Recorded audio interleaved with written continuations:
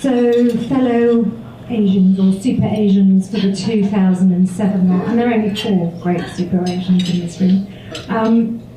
Welcome to this lunchtime conversation, and as Tom has already said, it is a conversation. And so I would very much like for this to be as interactive as possible. I'm going to start with a few questions for Dr. Ruit, and then the floor is yours. So as we speak, please make a mental note of the questions you want to ask or the comments you want to make. So I've had the great privilege of meeting Dr. Ruit. I met with him yesterday morning for the first time, and I was drawn to the one leadership trait we've talked a little bit about this morning, and that is humility. So as you listen to this man speak, we need to listen very carefully, because there are precious gems shared throughout his experience, and I don't want you to miss them. So Tom's already given us a little bit of a background. He said that Dr. Ruit has created a technology that allows him to perform cataract surgery for the poorest of the poor. He has done this directly on 100,000 people, which is no small feat, so it's now affordable, and one does not need to be blind. So I'm turning to him now, Dr. Ruit, and one of our colleagues in this room earlier on, Sylvia Kim, said, "Knowing where we come from is a great source of strength." Where are you, Sylvia? And your story is truly remarkable. So tell us a little bit about you. I want to start when you were really young, talking about your childhood and your family. Thanks, Shalini, and to begin with, I'd like to thank Tom and Sanjeev and all at the Society for allowing me to have this platform to talk to all of you, whom I think are the future of Asia in their own ways. And going back to what Shalini said, is sometimes when I sit in my chair now, and it's very difficult for me to imagine where I really came from. But I was 62 years back. I was born in a very, very remote area beyond your imaginations, at the foothills of the third highest mountain in the world, called Kanchenjunga, right at the eastern corner of Nepal in the Himalayas, at about 10,000 feet, and no schools, really very cold, and a bit of rhododendrons and small pigs, you see. Otherwise, the facilities were very, So I was born there, and I had no formal education. And my dad had spent part of his time in a monastery to become a monk. So probably that allowed him to have some kind of vision, and he was exceptionally visionary to send me to a school that I could go to, which is close enough from Nepal, was about 13 days walk. Yeah, that we had to walk all the way from Nepal and go to a place called Darjeeling in India. So my father was a part-time bar trader doing work between Nepal and Tibet and India, of course. And my mom has been illiterate at home and a housewife. So that's about my childhood. You've missed out some really fabulous details. To say it diplomatically. We talked when we met yesterday about the motivations behind going into medicine. You came from an illiterate background. Your parents were barter traders. School was not accessible. And yet you sit here today, well known for the work you've done in medicine. So what led you down that path towards medicine to begin with before we go to the cataracts? After I finished my schools in in India, I was sent back to Kathmandu. And those days it was very difficult for us to get to the capital city of Kathmandu, Nepal. And but however, I went there, and I was doing my pre-college there, and my sister was living with me, so we were sharing a room, and she used to go to a school, and she used to cook food for me. I used to go and do shopping and come back home, and we were pretty close. So on the process of staying in Kathmandu, sometime later, this was way back now, when I was barely 17 years old, 10 after 17 years old, my sister started losing her weight, and started getting sort of kind of a bit of fever. And we started consulting doctors, and after a few consultations, we found that she had pulmonary tuberculosis of chest. Now, having tuberculosis those days was not quite different from what you are having now. So we were given very simple first-line drugs, and as time went on, initially she responded, but later on she started getting really refractory, resistant to the drugs, and she was sent to a sanitarium. Those days, tuberculosis patients were isolated in sanitariums. And then she started getting worse, and doctors said, there's nothing much we can do. The second-line drugs were so expensive, and so she went back to our town, to our home village, and then I went back to see her a couple of months later, and so as I was there, I saw her in front of me. I saw her passing away. She passed away, and she died in front of me. And when she died from tuberculosis, that was when that instinct really came to me. Why not? This is a profession that I should really take up, and because my sister was so close to me, like not only a sister but a friend, and we were pretty close. That I lost her, and so I started, really strongly getting a strong impact in my head, and I said that, let me see if I can pursue this, career. For me, who has come from such a background, from so difficult place, just to imagine to get into medicine was out of context. So I had to really struggle, and that's how I decided to very strongly to get into medicine. And we talked a little bit about this morning, going back in our lives and tracing what it is that motivates us. And if you sit down and listen to Dr. Ruit's story, the death of his sister is the reason why he's doing what he is today. And so in the face of adversity, this is how he chose to, I suppose, make meaning in his life. Now I'm putting words in his mouth. But certainly when I asked Dr. Ruit yesterday, do you think if Yamala had not passed away, you would have done medicine? And he said, no, I was not inclined that way. So it's interesting when we think back to moments in our life. And one of the books I read at Harvard, From North, is a really good book on this particular subject. So I'm fast tracking a little bit just because of time. So you went to India, you studied medicine. Talk a little bit about how this child from Nepal in those days went to India from a family that did not have the means. You are in India. Talk to us about what it was like to become a doctor, and then the challenges going back to Nepal, which is what you did. I got a scholarship from Nepal after working very hard to do medicine in India, and I was at the medical college, and at that time, this was late 60s and early 70s, early 70s, let's say. There were 5 or 6 medical schools in India, which were really the top-notch medical schools.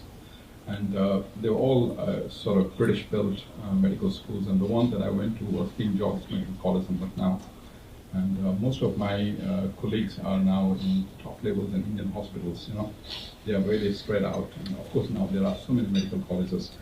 But I went as a scholarship student, and I had to compete with the peers of India, and it was very tough. And me coming from such a modest background, so I really had to work extra hard and put in a lot of effort to come to that level. And of course, year 1, year 2, year 3 becomes more comfortable. You have friends, and you can continue your work as you go on.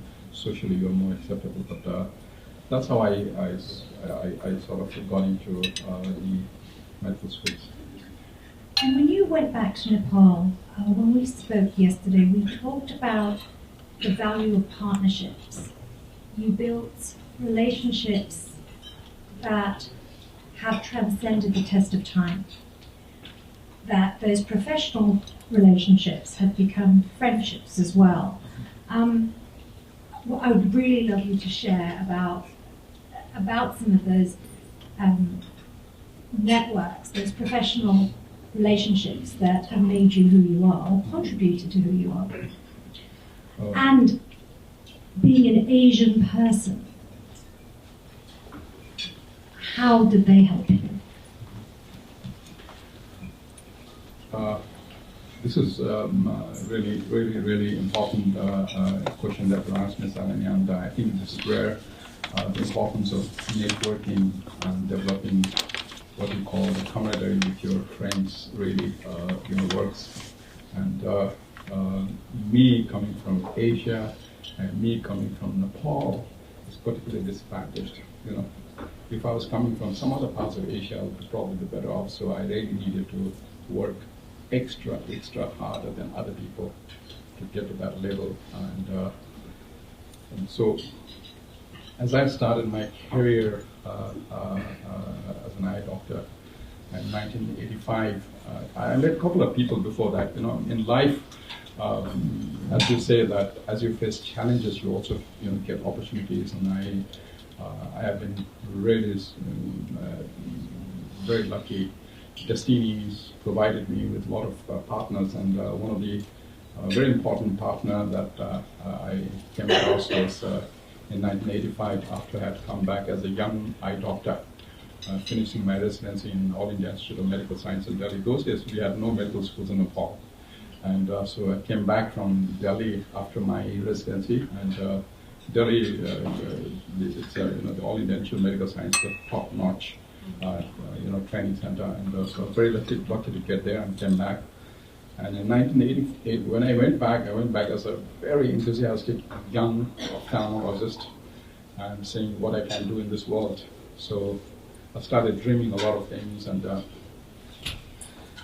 then in 1985, when I was working in Nepal, I came across and met an exceptionally wonderful person that some of you may have heard, and he's extremely popular in Australia, Professor Fred Hollows. And Fred Hollows and I started having a great mentor-friend relationship. And Fred is a bit of a person who really believes in social equity, and he thought that we spoke evenly and our souls met. That's what he thought. So we started that relationship from there. And when I met him in 1985, he wasn't very popular. Of course, he went to become very popular later on after he received his Order of Australia. But in 1985, he was a simple professor associate professor at the University of New South Wales in Sydney. And but he had done quite a bit of work in trachoma, and we got interested in this largest cause of blindness, which is cataract. And at that time, cataract in all the developing countries were treated by removing the cataract and giving very thick bottle glasses. And we found that such type of surgery left behind about 6% of the people with very high complication rates. And majority of the patients didn't wear those glasses because it was very, very gruesome, very difficult to wear those glasses, magnified, and it's difficult to wear them. And so about 70% of them didn't wear those glasses, so they were functionally left blind. So we started thinking, how can we together bring the surgical technique available in San Francisco and New York to these villages by having lens implantation surgery? And we knew that we were really facing a big enemy.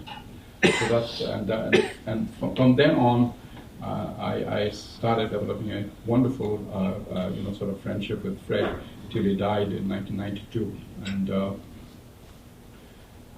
the second person that I really met after Fred died was an American Everest summiter who now works at the Morans as a professor of ophthalmology, Dr. Jeff Tevin. And Jeff and I then, Jeff was very useful because we took this technology to other parts of Asia and Africa. And we are continuing our partnership, and partnership is really, really important. When Dr. Ruit and I spoke yesterday, he asked me a few questions about me as well, and we talked a bit about partnerships. And he said something that stuck with me, and if you don't mind, I'm going to share it. He said, Shalini, you know how important it is to have a white man on your side. And I hear some laughs, but I cannot tell you as a brown woman how many times in my life it has helped to have a white man on my side. And it's not because they're necessarily bright. I'm not saying Fred wasn't bright. I'm sure he was brilliant. And so as we're talking about the development of leaders in Asia, and we think about the partnerships we need to make things better, these are important things to talk about. And is it right? Probably not. But in the bigger picture of life, and to use Dr. Ruit's words, Fred and him were drawn together by this value, and the value was social equity. And together they could do things that they couldn't do apart. But for the Asian person, and I'm not talking about every Asian in this room or in the world, but I know that that white relationship or the Western relationship can play a really important role. And so, I thank you for sharing that. A bit on what partnership was, Shalini was talking about, was looking back sometimes really surprises me because the foundation that Fred and Louis started, the Fred Hollows Foundation now raises every year $40 million, and I feel really great to be part of it, and it's one of the most popular organizations in Australia. Everybody knows in Australia about it, and the other organization that we have founded in America called the Himalayan Cataract Project now works in almost 30 countries around the world, and we have been very fortunate to have people who have supported and a lot of teams. So partnership is really, really, really important. A lot of times in Asia, and again I'm painting the whole region with the same paintbrush, so forgive me, but a lot of times in Asia the stereotype is we don't rock the boat, or we try not to rock the boat politely. And so one of the stories that Dr. Ruit shared with me was a story which I'd like you to share with this group in Nepal, when the world's leaders descended the world's leaders in eye care descended to talk about cataracts. And if you could share with us the story of how you felt and what you did. So what's really important for me to share with you is it's important to focus on your objective. I think focus is so important. So our focus was on finding a way, a system to do the state-of-the-art cataract surgery for the community in this part of the world. That was our focus. And then we found certain barriers. One barrier was the type of the surgery that was used in academics in the Western world were not suitable for the people that we wanted to treat. And we really needed to simplify and bring down the cost. And then the cost of the consumables were very high. For example, the cost of the intraocular lenses that was available those days was plus $100. So providing plus $100 intraocular lens for these patients was almost impossible, you know. So we started looking at these issues, and that's what I said, focusing on these issues, just focusing. And you know, I remember a time when my son, who's now 28, he was breastfeeding mom, and mom and I carried a small microscope on our own chip. We traveled through the stretch of Nepal, doing 50 cases there, 60 there, and you know, sort of getting the feel of the surgical technique and the system, you know, dreaming, eating, sleeping, everything with that. So, you know, I was able to get into the nexus of the system, the problem, the issues of the problem. And that's how, after 4 or 5 years, I was able to come out with a fine-tuned system. And over the period, this, as some of our of our friends from developed world came and saw it, and that really brought some turbulence in the ophthalmic world. And then a cataract meeting organized by the International Agency of Prevention of Blindness, which is the umbrella organization of NGOs, and came up with set up a cataract meeting in Nepal. And to set up a cataract meeting of that level in 1989 was not thinkable, but they had to do that in Nepal. And so the peers of the National Institute, the Royal Commonwealth Society of the Blind, it was called, those are the peer institutes, and some of our colleagues from India, Pakistan, and WHO, and all attended in that meeting. And presentations were made, 1,000 cases of the conventional technique, seeing very well and without lenses. And then there were other presentations, and Fred and I presented 150 cases of lens implantation surgery done in the remote areas of Nepal. And so we were virtually outlawed. Everybody thought that this was a technique. We were causing problems because we were taking a very sophisticated and complicated procedure to the villages in Nepal without any clinical trials. I'm sure there was some correctness in their statement, but so they thought this was totally inappropriate to do this without clinical trial. And everybody said that we should follow the conventional age-old technique, which was tested time, which I told you doesn't give very good results, and there's so much difference between that and the new technique. And so what happened was we had to get up in that meeting and lead that meeting and get out of the meeting. And Fred was very well known to be outspoken with a lot of great words, and I wanted to say it diplomatically. So we got out of that room, headed straight to the bar and started drinking. We never went back. It's always a good solution, really. We never went back to the meeting, and so, that's...